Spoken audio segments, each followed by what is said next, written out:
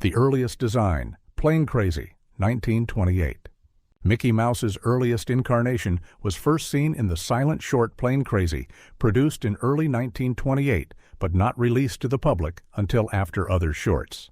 In this version, Mickey's design was still experimental and crude. He already wore the familiar shorts that would become his most consistent trademark, but he lacked both shoes and gloves, leaving his form bare and somewhat unfinished. His eyes were the most striking feature, large, circular, and filled entirely with solid black pupils. The result was less endearing and more eerie, giving him a slightly unsettling expression by modern standards. This primitive design reflected both the technical and financial constraints facing Walt Disney and Ub Iwerks at the time. The short was independently produced, with limited resources and tight deadlines, and so the animation relied on simple, exaggerated forms that could be drawn quickly.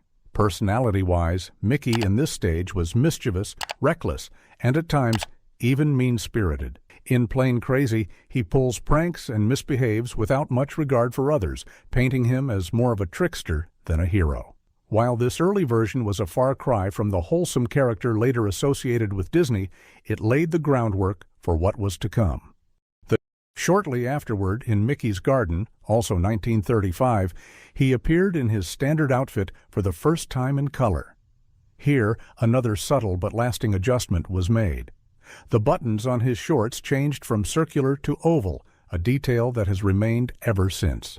Around this period, Mickey's face also transitioned from plain white to a more natural pinkish flesh tone, further humanizing him.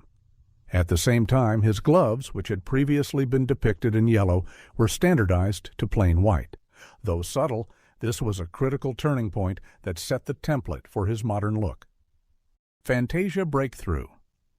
Mickey's redesign by Fred Moore was immortalized in Fantasia, 1940, specifically in the segment The Sorcerer's Apprentice. This short within a feature film became one of the most famous portrayals of Mickey Mouse ever produced. Here, the new design reached its full potential. His proportions were refined, his eyes were more expressive, and his body language conveyed a broad range of emotions. The Sorcerer's Apprentice also elevated Mickey's status.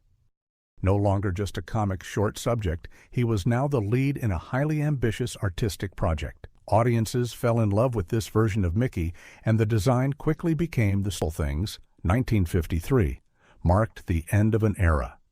Over the span of 130 shorts, Mickey had transformed from a mischievous trickster into a cultural role model. His visual style had also matured, far removed from the crude design of Plain Crazy. However, the cultural landscape of animation was shifting. By the 1950s, audience or silent observer, Mickey embodied stability and tradition. His return coincided with Disney's broader renaissance, linking his image with the company's renewed cultural dominance. 3D transformation. By the late 1990s and early 2000s, advances in computer animation brought Mickey into 3 dimensions.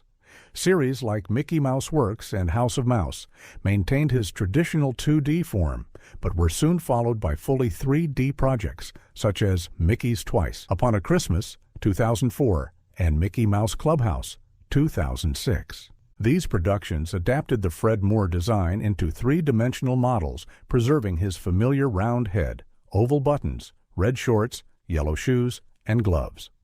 While some fans found the digital style less charming, it ensured that Mickey could remain relevant in the age of CGI animation. For many younger viewers, this 3D Mickey became their primary introduction to the character. Despite the new medium,